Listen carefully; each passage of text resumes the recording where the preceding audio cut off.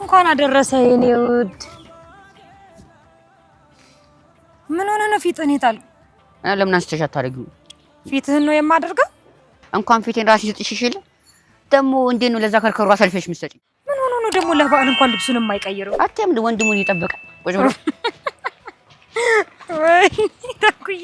አሜን። በሰላም ያቆየን። አሜን። ይሄንን ቤተሰብ ደግሞ እንደዚሁ እንዳለ በአንድነታችን በመተሳሰባችን በሰላማችን እንዲሁ እንዳለን ረጅም እድሜ ያቆየን። አሜን። የሚጣሉትንም መሀከላችን ያሉትን የሚጣሉትንም ልቦና ይስጥልን። አሜን።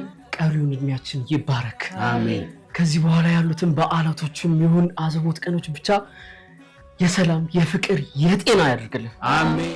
አብሮነታቸው መተሳሰባቸው ያለውን ሁኔታ የበዓሉን ድባብ ማለት ነው በእነሱ ላይ አይተናል ማለት ነው። ትህትና በባለፈው ፓርት ላይ እንዳየነው ከመድብል ብር ተቀብላ እንዲሁም ደግሞ አባቷን ለማሳከብ እንዳሳበችና ብርም እንደመለሰችላቸው ለበዓል እንዲውሉበት እንደሰጠቻቸው ያው ሁላችንም የምናስታውሰው ነገር ነው። እንዲሁም ትህትና አብርሽ ቅር ተባብለው ነበረ። አብርሽም አስቀይሜያታለሁ በማለት እያሰበ እንዲሁም ትህትና ደግሞ አስቀይሜዋለሁ እያለች ነበረ። ስለዚህ የግድ እሱን ይቅርታ መጠየቅ አለብኝ ባለችው መሰረት ማለት ነው አብርሽን ይቅርታ ተጠይቀዋለች ማለት ነው። ሲቀጥል እንግዲህ መድብል ከኔ ጋር በዓልን ትወያለሽ ብሏት ነበረ ማለት ነው። ግን ደግሞ ምንም ያክል ብር ቢሰጣት ምንም ያክል ለአባቷ ማሳከቢያ እንዲሁም ደግሞ ለራሷ ተጨማሪ ገንዘብ ቢሰጣት ማለት ነው እሱ ከሷ ጋር እንዲያሳልፍ ፈልጎ ነበር። ያ ማለት መድብል ከትህትና ጋር በዓልን ለማሳለፍ ከሷ ጋር መሆን ፈልጎ ነበር ማለት ነው። ትህትና ግን ይህን ነገር ፍቃደኛ አልሆነችም ማለት ነው። ምክንያቱም ከነሱ ከብዙ ነገሮች ላይ አውጥተውኛል፣ ስለዚህ ከነሱ ጋር የግድ ከቤት ውስጥ አበራቸውን በዓልን ማሳለፍ እፈልጋለሁ በማለት ደግሞ ተቀይሞኛል፣ ይቅርታ መጠየቅም አለብኝም በማለት ለመድብል ተናግራ ነበረ ማለት ነው። መድብልም ለምንድን ነው በምን ምክንያት ነው የተጣላችሁት በማለት ጥያቄ አብዝቶባት ነበረ። ነገር ግን ደግሞ እሷ ምንም አይነት መልስ አልሰጠችውም ማለት ነው። እና ቤት ልከራይልሽ እንዲሁም ደግሞ ቤተሰቦችሽ ከዛ መምጣት ይችላሉ፣ አባትሽም እንደ ልቡ ይታከማል፣ ስለዚህ ለምንድን ነው ከነሱ ቤት የማትወጪ የሚለውን ደጋግሞ ጠይቆ ነበረ። ግን ደግሞ እኔ እንደዛ አላደርግም ብላለች ትህትና። እና በፍጹም እኔ ቤት ተከራይቼ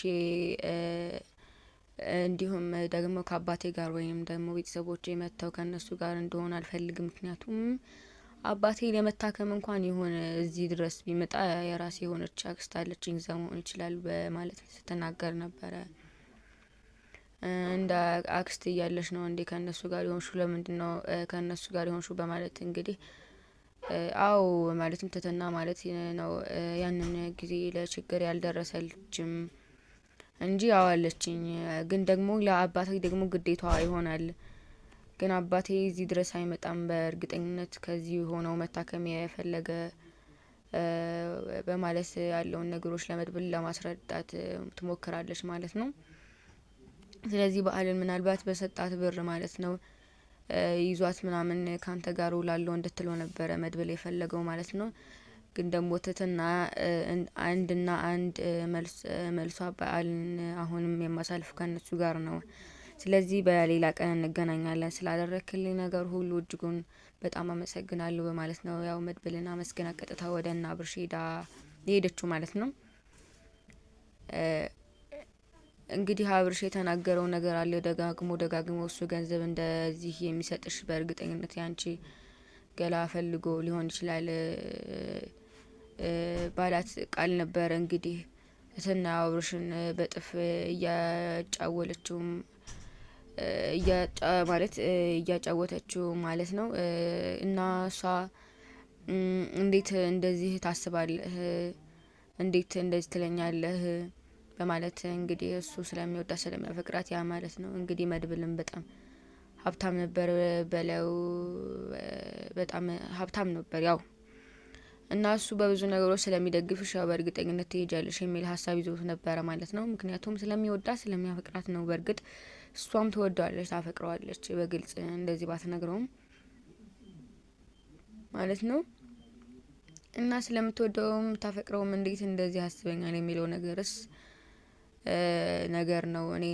እኔንስ ገሊን ለብርዬ እንዴት እንደዚህ ያደርጋሉ እሱ ገላይን ለብር ብዬ እንዴት እንደዚህ አድርጋለሁ? እሱ ብር ስለሰጠኝ እኔ ከሱ ጋር መሆን አለብኝ ብዬ አላምንም የሚለውን ነገር ስለያሽ በዚህ ምክንያት ነበር አብርሽ እና እሷ የተጣሉት።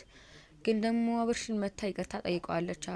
አብርሽም እኔ ጥፋተኛ ነኝ፣ እንደዛ መናገር አልነበረብኝም፣ በጣም ይቅርታ በማለት ነው እንግዲህ ያው አውርደዋል ማለት ነው። ይቅርታ ብሏታል ማለት ነው። እንዲሁም ደግሞ አመት ባልን ሁላቸውም እጅግ ደስ በሚል ሁኔታ አሸብርቀው እጅግ በጣም አሪፍ በሚሆን ሁኔታ ማለት ነው አሳልፈዋለች ማለት ነው። ሁላቸውም ደስተኛ ነበሩ። ሲቀጥል ደግሞ በዛሬው ዕለት ምንም አይነት ነገር መነጋገር መጨቃጨቅ የለባቸውም እያለች እንግዲህ የግሌ ማለት ነው። በነገራችን ላይ የግሌ እጅግ በጣም ሞቅ ነው ያደረገችው። ደግሞ በጣም ነው የምታምረው እና ቡናዋንም አፈላልታ በቃ መዘጋጃጀት ያለበትን አዘጋጃጅታ ሁሉም ነገሮች በቃ እያዘገጃጀች ነበር። አብርሽም እንግዲህ እንደዚህ አስደመመዋለች እና የቤቱን አንደኛ አካል እንደሆነችም እንደ ሰራተኛ እንደማያትም ያለውን ነገር አብርሽም ከዚህ በፊት ደጋግሞ ሲናገር ነበረ እና ይችን የኛን ቤት ወይም ደግሞ እኛ ያለንበትን የማየው ትንሿ ኢትዮጵያን ነው የማይባት በማለት እንግዲህ ለዳጣ ራሱን ሲናገር ነበረ ማለት ነው።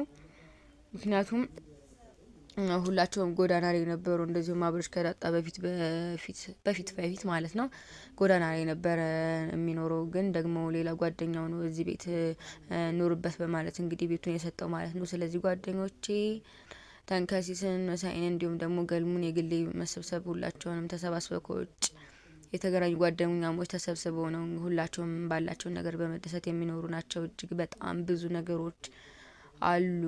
ጓደኝነታቸው ጥግ በቃ ይተሳሰባሉ፣ እንደ ቤተሰብ ናቸው ማለት ነው።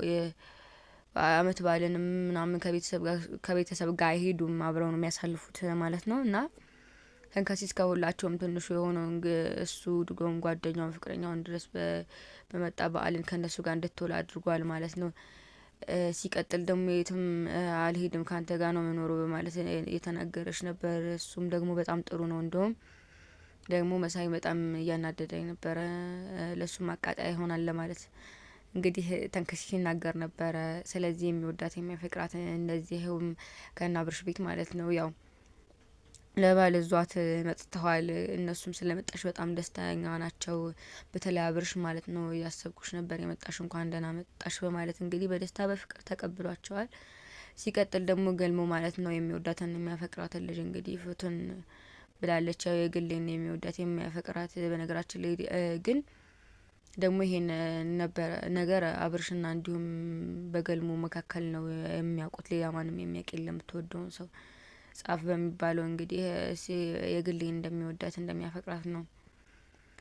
እና ከዚህ በፊት እንግዲህ ያው ለአብርሽ የገባላት ቃል አለ ማለት ነው። አንተ አግብተህ አንተ ሰርግን እኔ ደግሞ መጠጥ ቆማለሁ ብቻ ግን እንደ አግባብ በማለት እንግዲህ አብርሽን እንዳልሆነ በእርግጠኝነት ይህን ነገር አልረሳውም፣ እኔም ደግሞ ይሳካልኛል አገባለሁ በማለት ነበር አብርሽም እንደተናገረው ሁላችንም የምናውቀው ጉዳይ ነበረ ማለት ነው። ስለዚህ ምክንያቱም እሱም በጣም ይዋደዳሉ። ግን ደግሞ ከመድብል ጋር እንዴት አድርጌ ነው ማለያያቸው የሚለው ነገር አብርሽም እያሳሰበው ይገኛል ማለት ነው። የግሌ አሁን ላይ ወደ ገልሞ እየዞረች ነው ማለት ነው። ምክንያቱም እንግዲህ አብርሽን ብትወደው ብታፈቅረውም አብርሽን ዞር ብሎ ሊያያት አልቻለም ማለት ነው። እኔ እንደ እህቴ ነው የማያሽ እያለ ደግሞ ደጋግሞ ሲናገር ነበረ። ግን ደግሞ ማለት ነው እሱ አሁን ላይ እንግዲህ የማይወደኝ የማያፈቅረኝ ሰው ይሄን ያክል መከታ ከሆነልኝ ይሄን ያክል መታገል ለኔ ዋጋ የለውም። የሚመጣለትን ሰው ሁሉ አብርሽዬ የሚለውን በትክክል ስሙን እንኳ አይጠሩትም። ለምን አላቅም። እዚህ ቤት የሚመጡ ሴቶች ደግሞ በጣም ቆንጆች ናቸው በማለት እንግዲህ እንዲሁም ደግሞ ከዚህ በፊት ዳጣ መታ ነበርና ዳጣም እንደዚህ ያው ጎዳና ላይ አብረው በነበሩበት ሰዓት ማለት ነው ከአብርሽ ጋር የነበረችው ዳጣ መታ ነበር። ዳጣንም ስታያት በጣም ቆንጆ እንደሆነች ማለት ነው። ግን ደግሞ ልጁ ቆንጆ ነገር አይመቸውም ይመስለኛል። እንደዚህ ቆንጆ እያለ አንዷን ራሱ የራሱ ማድረግ እየቻለ እንዴት ዝም ይላል? የግሌ ስትናገርም ነበረ። ሆኖም አሁን ላይ የግሌ ሙሉ በሙሉ ሀሳቧን አብርሽ ላይ አንስታለች። ወደ ገልሙ እየተጠጋች ይመስለኛል ማለት ነው። ገልሙ እጅግ በጣም እንደሚወዳት ነው የሚያፈቅራት የታወቀ ጉዳይ ነው። ደግሞ እሷ እስካሁን አላወቀችም ያኔ በወረቀት የጻፍካት የምትወዳት ሴት ማነች በማለት እንዲሁም እሱን ባለፈው ፓርት ላይ ጠይቀው ነበረ። ግን ደግሞ ገልሙ ምንም አይነት ነገር ሊናገር አልቻለም። አብርሽንም ጠይቀው ነበር ያን ጊዜው ገልሙ የሚወዳት የሚያፈቅረኛት ሴት በእርግጠኝነት ወረቀት ላይ ያስቀመጣት አንተና ያነበብከው ስለዚህ ማንነሽ ለምንድነሽ የማትነግረኝ በማለት አብርሽንም እንግዲህ አፋጣው ነበር የግሌ ማለት ነው። ግን ደግሞ አብርሽ ለግሌ ሊነግራት አልቻለም ማለት ነው። ስለዚህ ዝም ነው ያላት። እሷ ግን ቀስ ብዬ ይደርስበታለሁ በእርግጠኝነት እዚህ ቤት ያለ ነው እኔ ወይም ትትና ስለዚህ ከሁለታችን አንድ ነው እንደውም የሚመስለኝ እኔን ይመስለኛል በማለት ወደ ራሷ ግምት ታስገብታለች ማለት ነው። መሳይ እንግዲህ አሁንም ማለት ነው በነገራችን ላይ ከሁላቸውም ጓደኞች ገንዘብ ወዳድና ራስ ወዳድ የሆነው መሳይ ነው ማለት ነው። ያንዳንዳቸው በጣም ገንዘብ ይፈልጋሉ፣ ይሰጣታል ከልቡም አይደለም። ያንን ገንዘብ መቼ ነው የምትመልሱት በማለት የራሱ ይጠይቃል። በነገራችን ላይ ለትትናና ኢቭን ለአባቱ አሰባስቦ ገንዘቡን አባትሽ አልተሻለውም እንዴ ብሬን አትመልሽም እንዴ እያለ እንግዲህ ሲናገር ነበር። ይህን ተንከሲስ አንተ አታፍርም እንዴ ለምንስ ነው እንድትላለህ እያለ እንግዲህ ያው ተንከሲስም ሲናገረው ነበር ማለት ነው። እና ከሁሉም ለየት የሚለው ወይም ደግሞ አሳልፎ የሚሰጣቸው ገንዘብ የሚወደው ራስ ወዳድ የሆነው ማን ነው? መሳይ ነው ማለት ነው። ሲቀጥል ገልሙ እያንዳንዱ የሚናገራቸው ቃላቶች ሰክሮም ሊሆን ይችላል፣ ኖርማል እንደዚህ ይናገር ይችላል ማለት ነው። ግን ደግሞ የሚናገራቸው ነገሮች በሙሉ እጅግ በጣም አስተማሪ የሆኑ ቃላቶች ናቸው ማለት ነው። እና ተከታታይ ድራማ እውነት ለመናገር በጣም የሆነ ፈገግ ብላችሁ ማለት ነው ጭንቀት ውስጥ ሆናችሁ ምናምን የሆነ ድክም ብሏችሁ ስታዩ ምናምን እጅግ በጣም ነው ዘና የሚያደርጓቸው። ተንከሲስም እንዲሁ ደግሞ መሳይም የሚያደርጉት ነገር ገልሙ የሚናገሩት ነገሮች በግሌ ጉዳይ ምናምን ጠቃላይ ብቻ ማለት ነው እጅግ በጣም ደስ የሚሉ ተከታታይ ድራማ ነው። ፈታያላችሁ እንዲሁም ደግሞ የተማራችሁበት የምታዩት ድራማ ነው ማለት ነው። እንድትከታተሉት ጠይቃለሁ ማለት ነው። ወደ የቻናሌ ቤተሰቦች በያላችሁበት ሰላማችሁ ይብዛልኝ። መልካም በዓል እላለሁኝ። ሼር ሰብስክራይብ አድርጉ። እናመሰግናለን። ባይ